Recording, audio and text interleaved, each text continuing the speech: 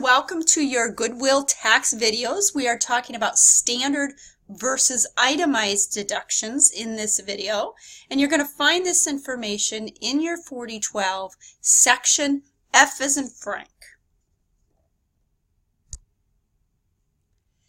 So in our tax formula, we have our income, we total our income, we subtract any adjustments to that income, and we are left with adjusted gross income. So from adjusted gross income, we also have some deductions that may occur.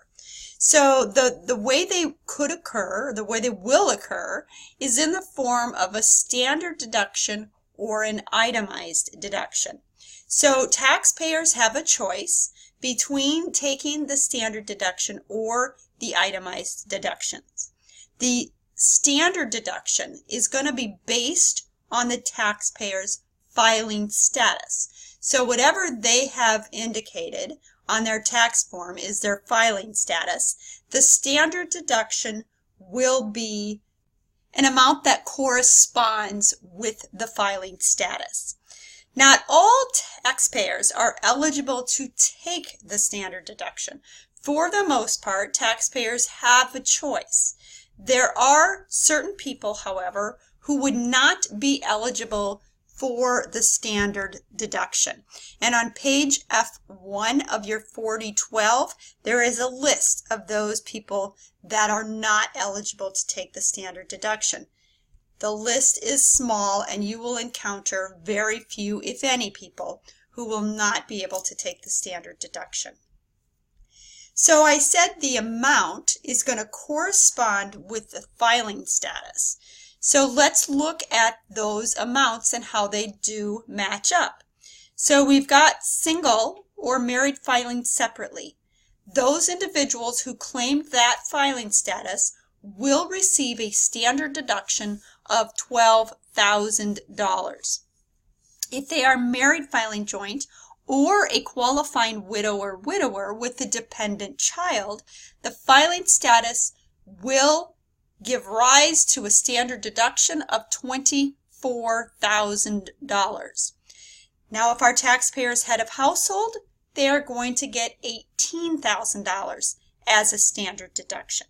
So you can see under this scenario, the highest standard deduction is going to be that individual, or those individuals rather, that are married filing jointly, or that individual who is a widow or widower with a child.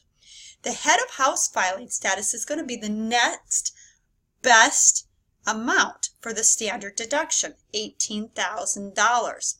And then, of course, the single or the married filing separately are going to be the lowest amounts. Note here, these amounts are not for taxpayers born before January 2nd, 1954, or blind or claimed as a dependent. So if you have those situations where a taxpayer is born before January 2nd, 1954, is blind or claimed as a dependent, there's a whole different set of standard deductions. And those amounts are higher. And this should say, let's see if I got it right in the last slide. I did. This should say 54, not 53. So born before January 2nd of 1954. I just made an error in not correcting a date. So the amounts that in any individual who is elderly in the eyes of the IRS, as defined as a taxpayer born before January 2nd, 1954, elderly and or blind will have a higher filing status. So if you look at this table that can be found in your 4012 on page F2, you're going to see that you can be elderly and only elderly, or you can be elderly and blind. So let's say that a single taxpayer is blind. Then they would get one extra standard deduction amount. Whoops. And their standard deduction would raise to $13,600. Let's say you have a single taxpayer who is both blind and elderly. Now they're going to bump up even more. And so they're going to qualify for 2 of the extra standard deduction amounts. And so their standard deduction is going to bump up again. Now what about the married taxpayers? So you can have one married taxpayer who is considered elderly, and that would be 1, or you could have both married taxpayers who are considered elderly, and that would be 2, or you could have a married taxpayer who is elderly and blind, and the other taxpayer who is neither elderly nor blind, and you would have 2 there. So any combination, but you've got elderly and blind, and so those 2 items will give you an extra standard deduction amount. Now I also said a couple slides ago that those basic standard deductions were not for dependents. So dependents have a separate calculation to determine their standard deduction. So on page F12, it walks you through that calculation. So it's a matter of reading and then calculating based on what it says. And there is no set amount. It can be contingent on the dependent's circumstances.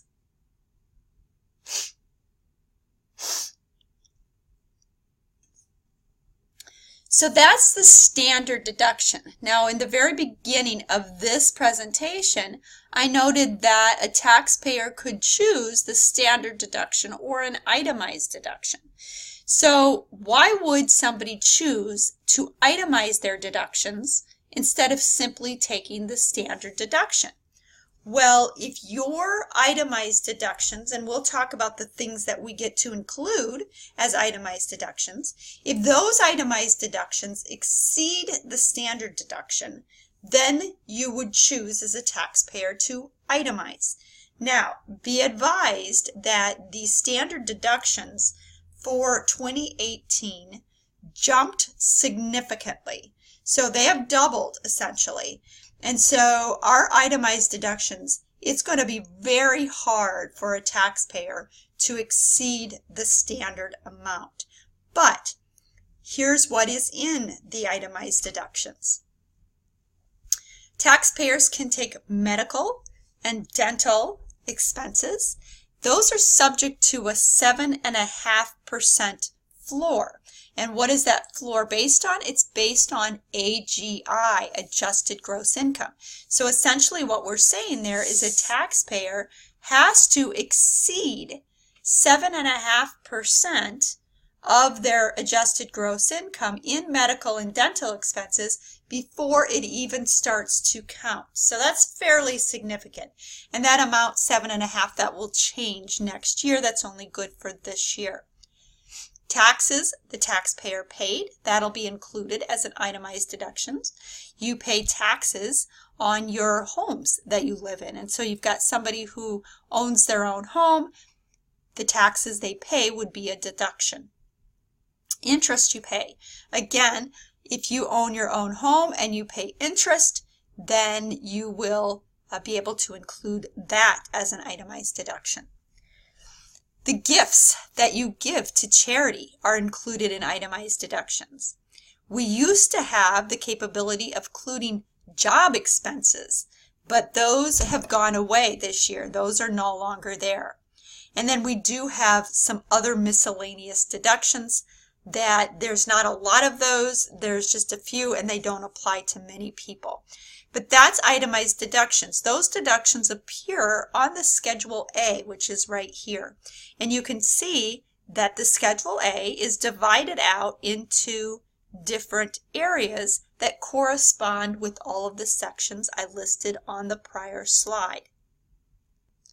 Once you total all of the itemized deductions, you would report that back to your 1040, and it would be here on line 8, and it would be either the standard deduction or the itemized deduction. So that completes your section on standard versus itemized deductions.